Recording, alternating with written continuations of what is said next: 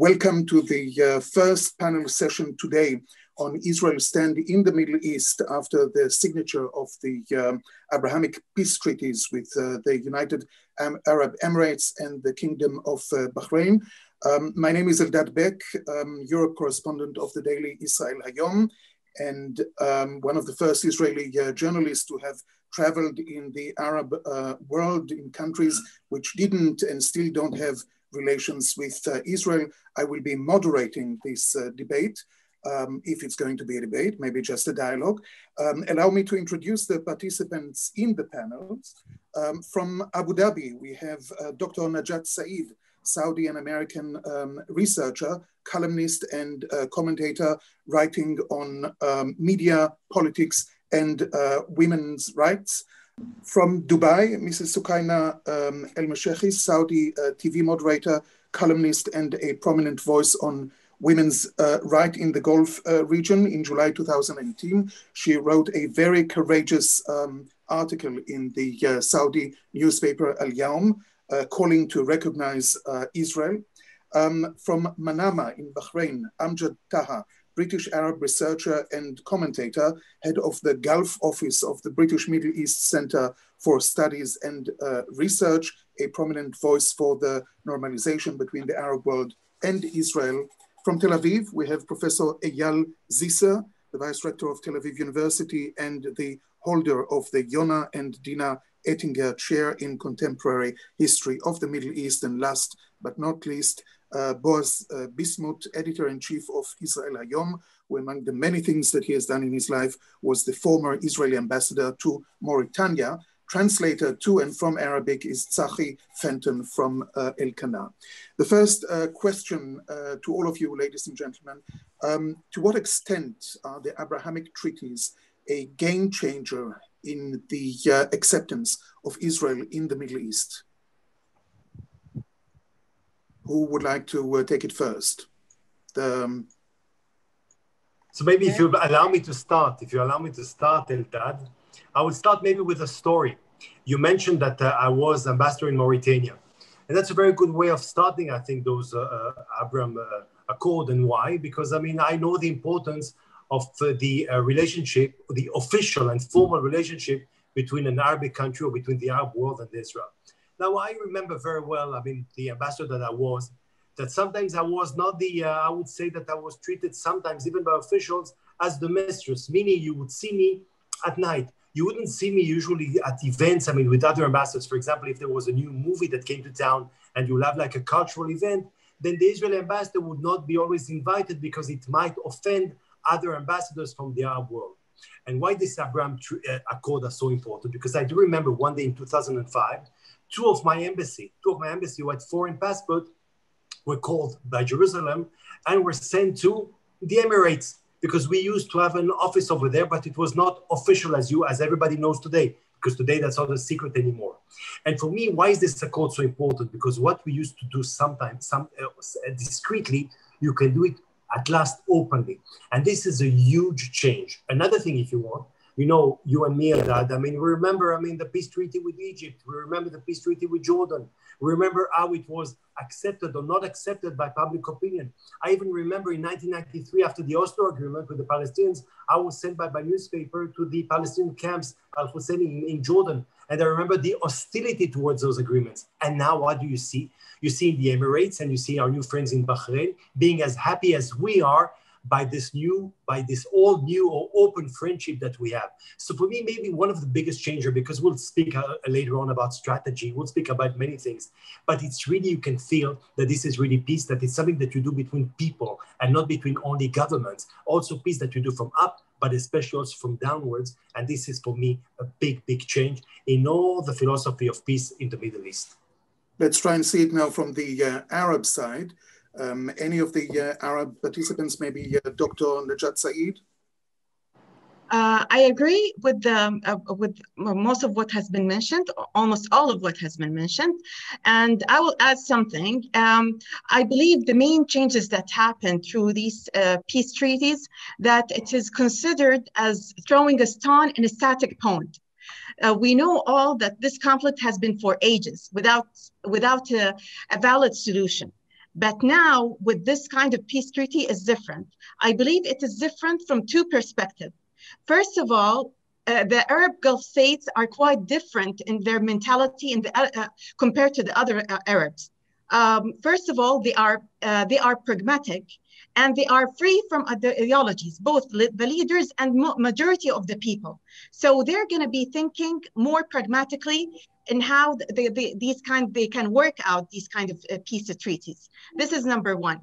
And number two, they will be setting an example of how peace treaty is an example to the others. Like the peace treaties that happened in Egypt and Jordan were mainly government to government. It wasn't people to people. So it was called peace. I consider it more as no war peace. So with this one, it's not truly a peace. It's like no war treaties. This is how I consider it. But with this kind of peace treaty is more war peace because it's more people to people. And I can see already the outcome, the positive outcome, especially through the UAE Israeli Business Council. I can see already Israeli visitors are visiting with warm welcoming from Emiratis, and they're dealing with business. Let's talk about politics. So the politics here is more dealt with the government, and the people are dealing with business. And this is something new to the region. And from that point, I see it very, very positive. Amjad Taha, peace, normalization, how would you call what is happening right now?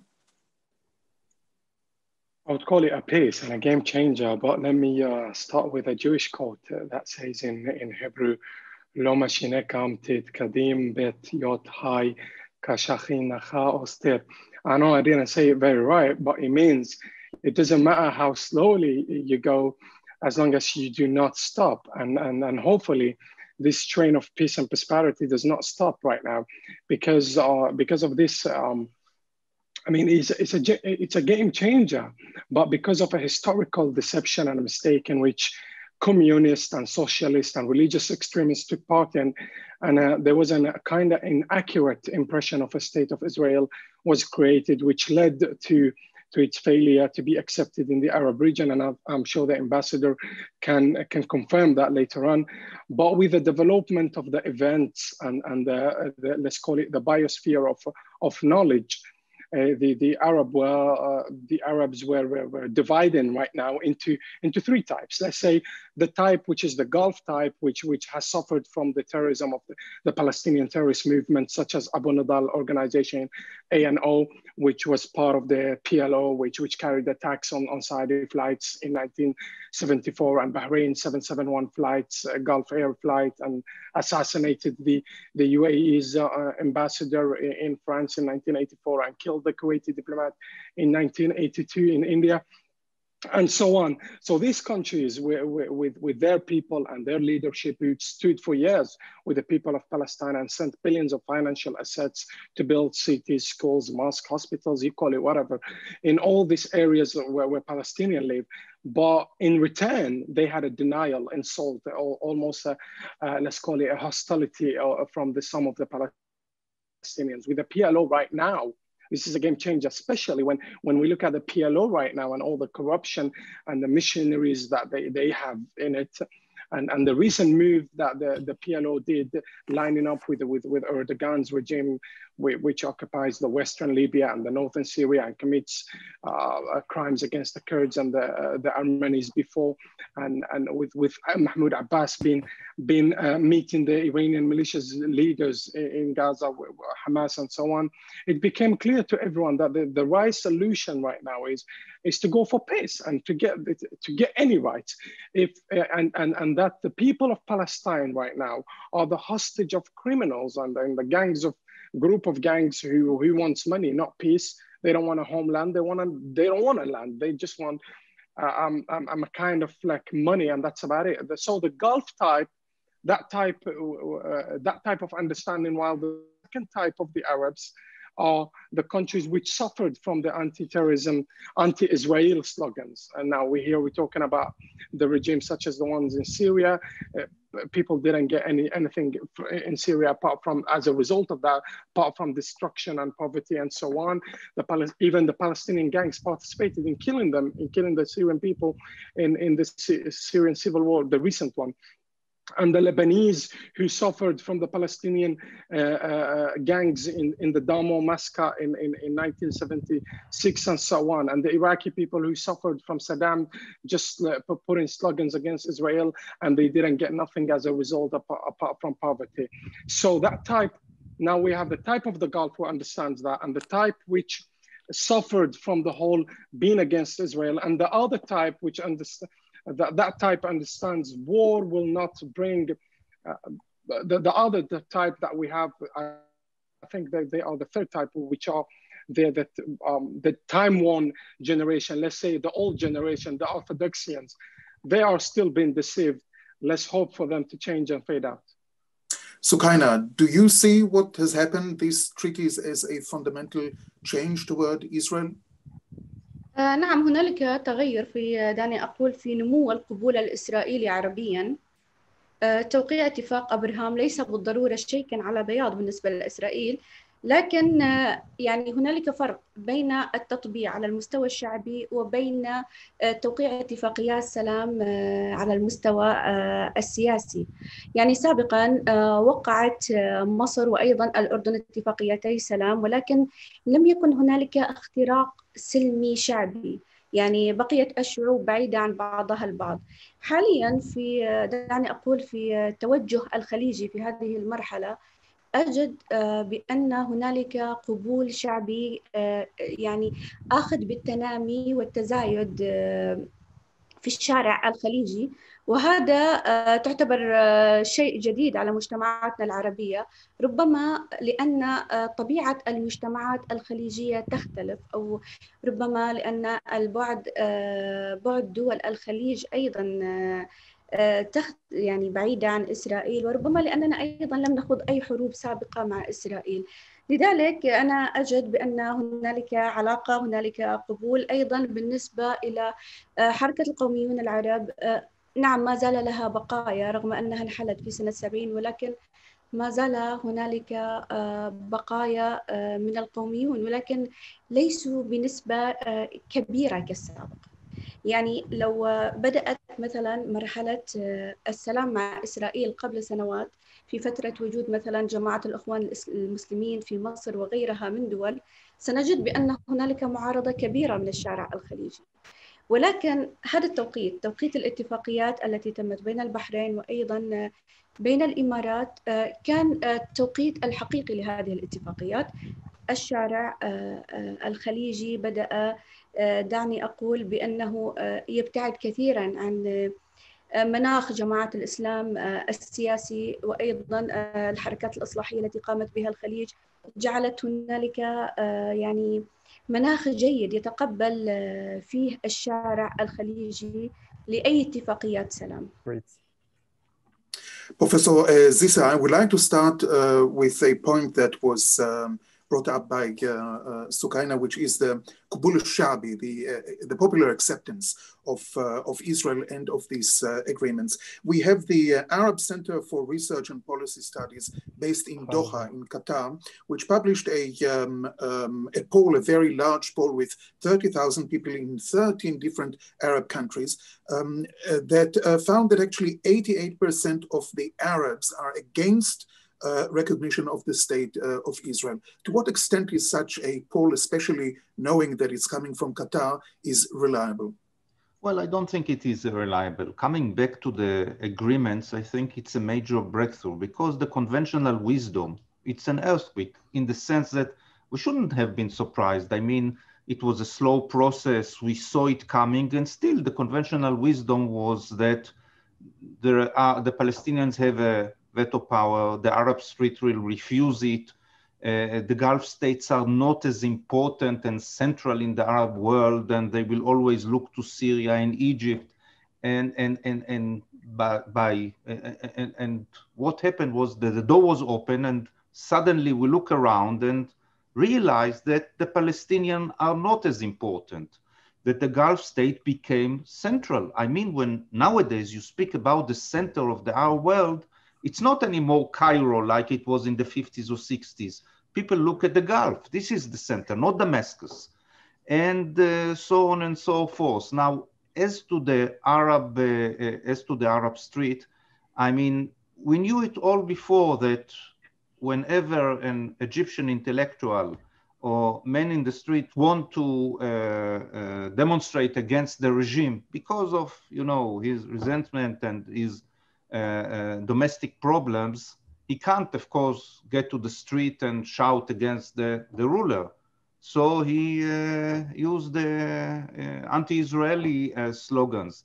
I mean, it's not that really people in the Arab world care or thought committed or thought, you know, that they should sacrifice themselves. It was a pretext. It was a tool. And I think that now people realize that it's not anymore the case. And as you rightly mentioned, especially when it comes from a country like Qatar, which was the first to normalize relations with Israel already back in the early 90s. But, well, they have to survive, you know, between the Iranians and Erdogan. And so they choose the radical, the evil side of the map.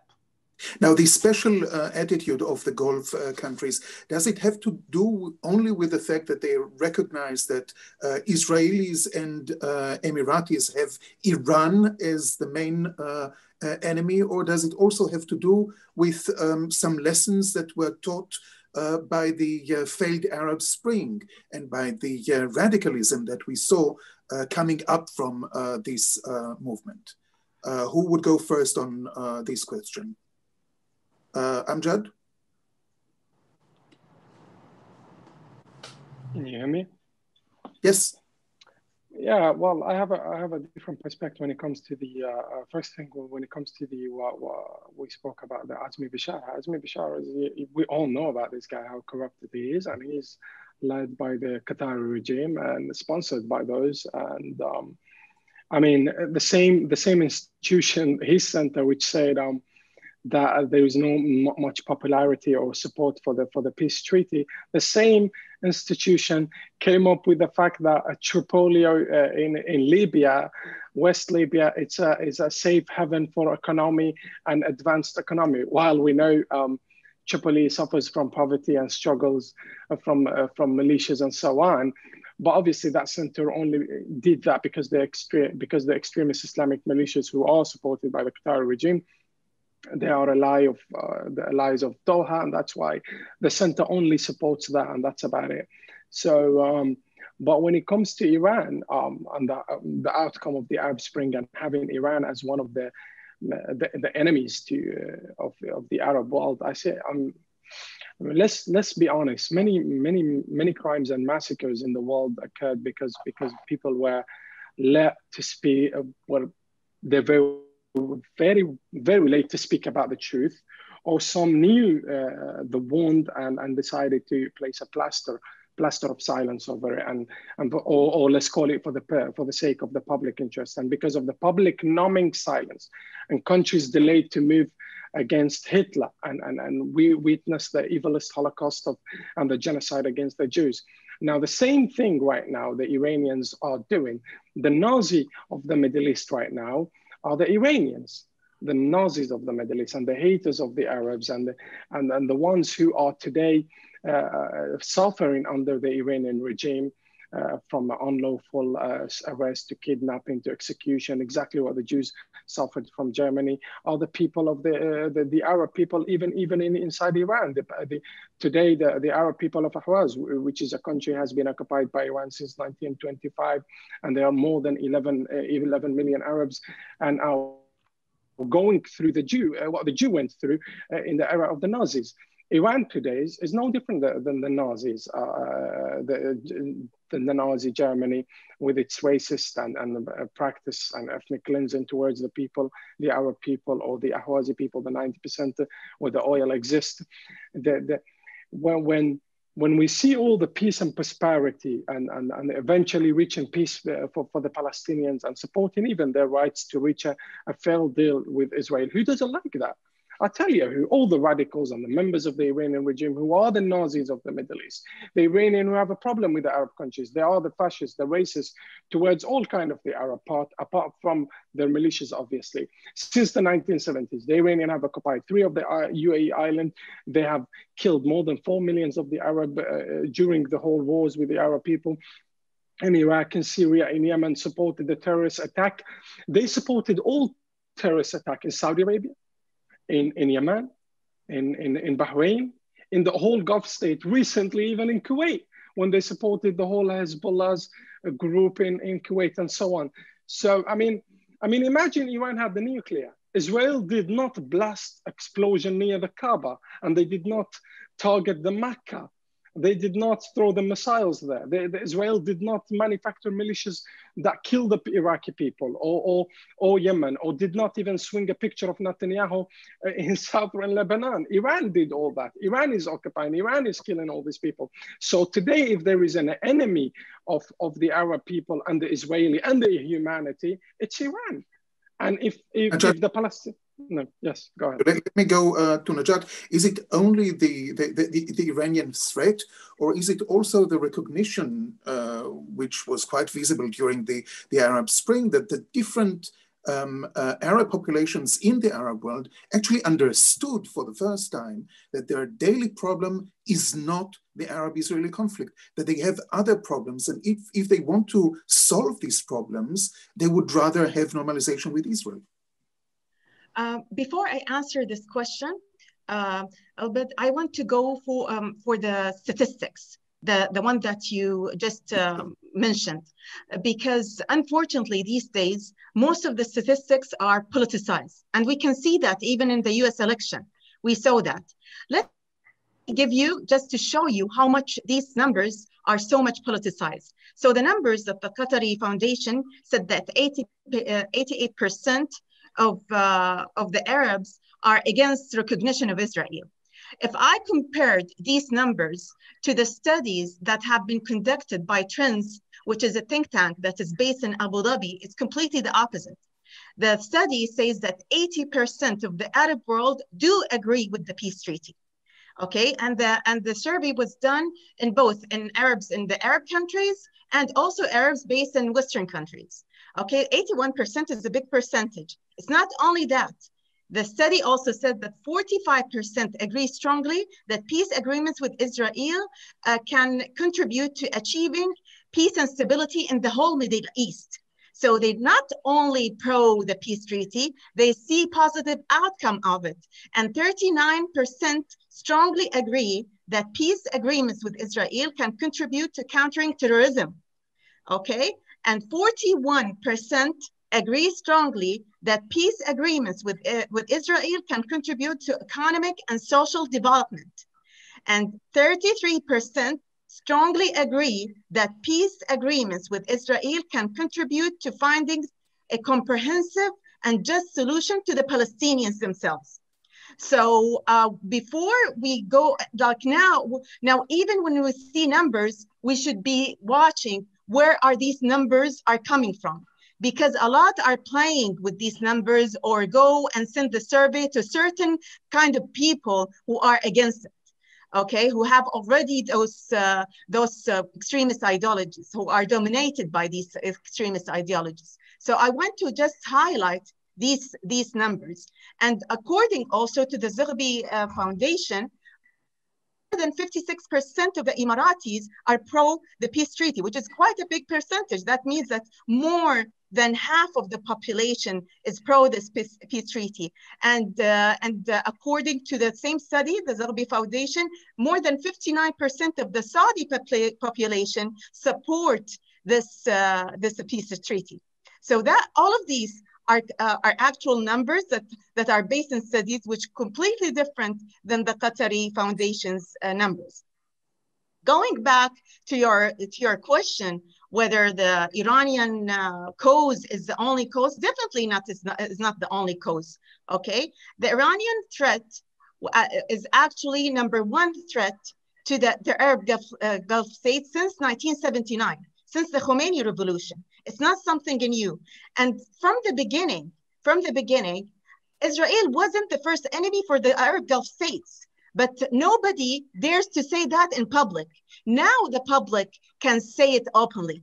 From ages ago, the Israel was never the first enemy to the Arab Gulf states people, and even to the leaders, because as Amjad said, Israel is not the one that is throwing the missiles on us. Israel is not the one that is arming militias against us. We are against Israel only because of the Palestinians. We don't have a direct conflict between us and Israel. All what we are doing because of the Palestinians, not because of ourselves. So that's the main thing. Our main problem, our main enemy since the late 70s is the Iranian regime since 1979. So that's the first enemy. Going back and to the other circumstances that happened in the region, there are many things that contributed that the Israeli-Palestinian conflict is not our priority. First of all, the generation has changed. Now the younger generation is thinking about economy, is thinking about employment, are so worried about the first threat to their national security. Is the Israeli-Palestinian conflict is the first threat to the national security of the Arab Gulf people? No. Okay, this is number one. So the second thing, the events that happened in the region got even more complicated. Like Iran was a threat, as I said, since 79, but it became much more threat now because it almost occupied four Arab states. Yes, Iraq, Syria, Lebanon, and Yemen. So its threat is becoming even more now. Now we have an adding problem to Iran, which is Erdogan Turkey. He's as insane as the Iranian regime. He's expanding everywhere, even to Europe. So that is also another threat. So, according, for example, and it varies from country to country regarding the first threat. Like, for example, in Saudi Arabia, definitely the first threat is the Iranian regime. But in other Arab countries, like, for example, UAE or even Egypt, the first threat to them is the Erdogan Turkey because he's supporting the Muslim Brotherhood. Okay, but both of them consider the Iranian regime and the Erdogan Turkey are their main threats. Okay, the third main reason also, after the Arab Spring, most of the Arab states have failed, unfortunately. So now the Arab Gulf states are surrounded with failed states. So accordingly, when you are is surrounded by failed Arab states, that is dangerous to yourself. Because failed states, what does it mean? Failed states means lack of national security, means more militias, means chaos. And since they are your neighbors, so accordingly, and eventually the threat will come to your place, your country. So this is another threat. So what we need... With your permission, Boaz, Jad spoke about the generational aspect of what's happening in the Middle East towards Israel. You have been reporting during the Arab Spring also from countries like Egypt, Libya, Tunisia, and many others. Did you have the feeling that the younger Arab generations are more open to accept and coexist with Israel? So I'm happy that you remind me that I used to be your big rival. I used to wake up in the morning and see where you are in order to see if you were before me in any country that we used to go with foreign passport. And now luckily we can go with an Israeli passport. And this is amazing. And you agree with me. Now you're asking me about this new generation. And I have to tell you one thing. I'm listening to this panel and I'm thrilled. I am really, how would I say? I will go to sleep tonight a more optimistic man, although it's Corona time, although we still have a lot of problems in the world. Let's be honest. But at the same time, what do we see in this panel? We see Israelis, of course.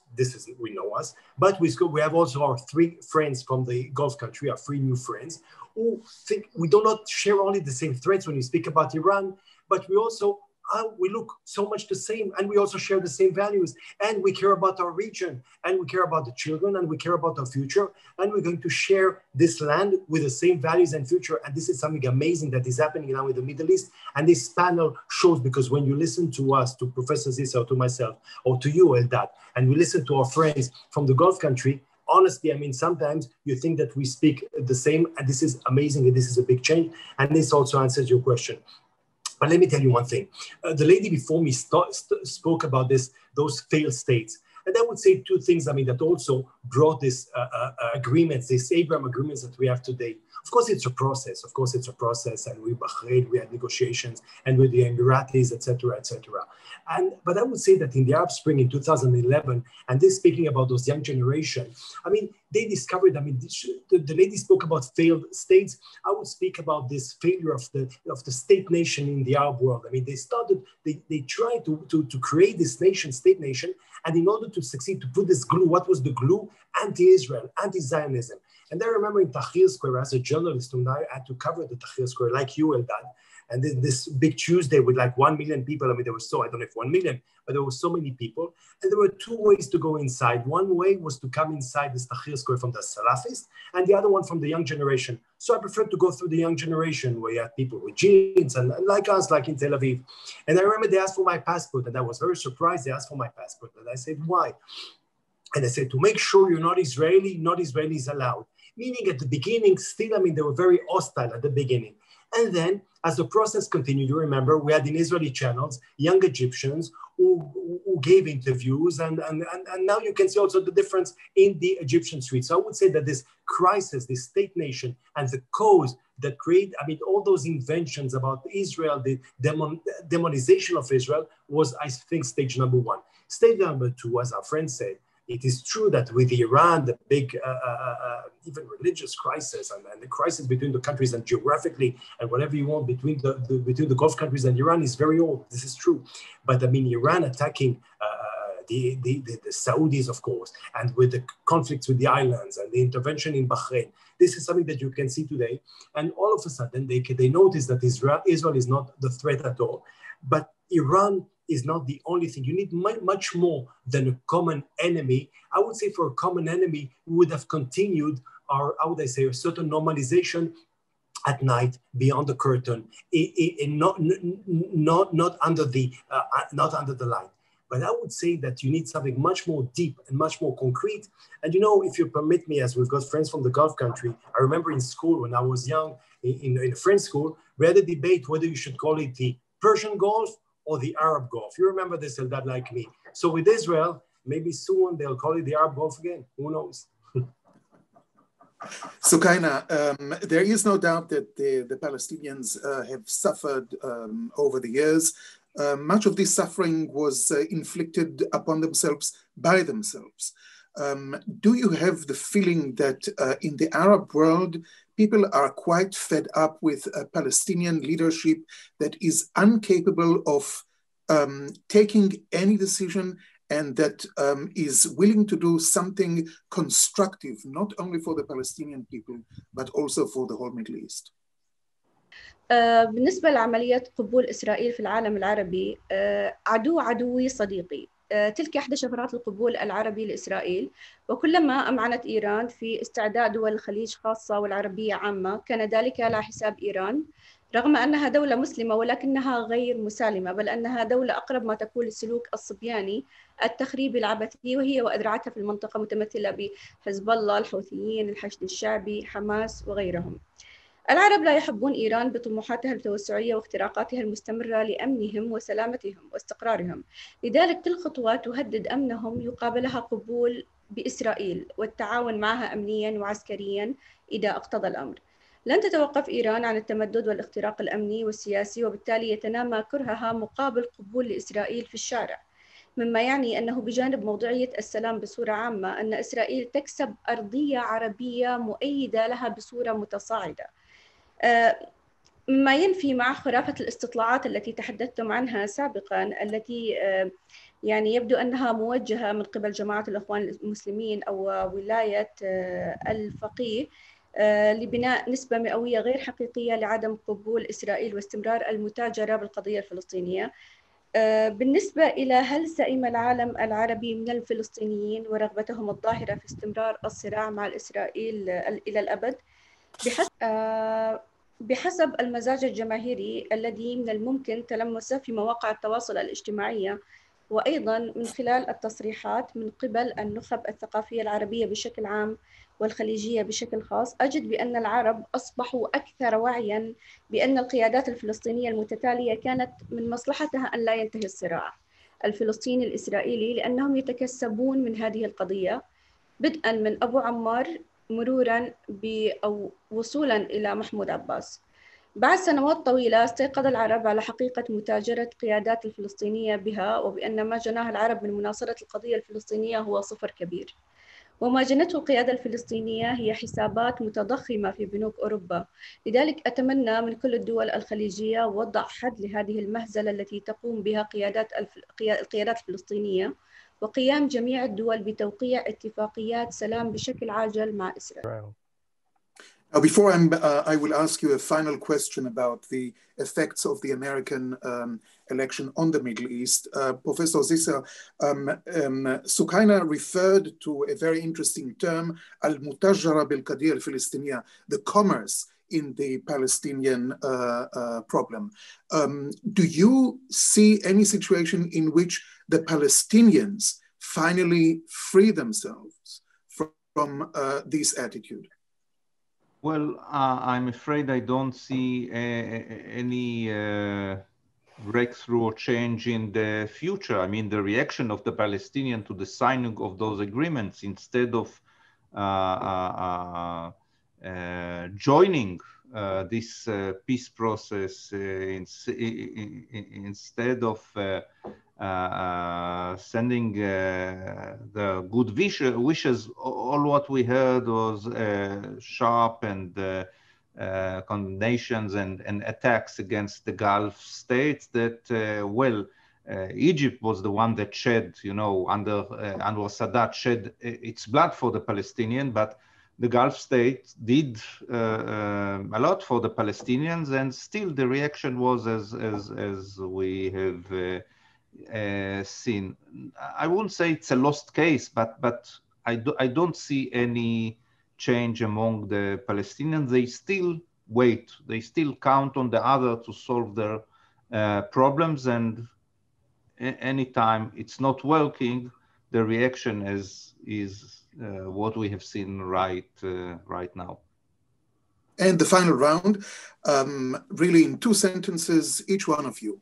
What would be the effects of a democratic victory in the US presidential election on the Middle East? Boaz. Oh, it's easy.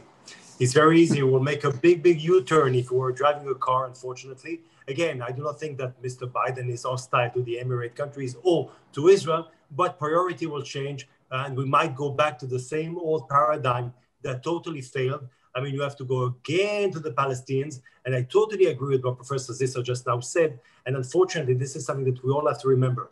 As long as for the Palestinians, it's more important for them, for Israel not to have a state, or for the Jews not to have a state, more important than for them to have a state, then we'll not go forward. And the second thing that is really important, I mean, they always speak about, including Biden and this stuff, two-state solution. 1 second, in order to have two-state solution, you have to have 2 states. You have to have 2 nations. So when did the Palestinians accept the two-state solution? So again, this is why I do believe that we have a very good process, and voting Trump doesn't always mean that you're totally insane. On the contrary, maybe it's because you want peace in the region. Najat? Just a minute, we don't hear you. Just a minute. Can you hear me now? Yes.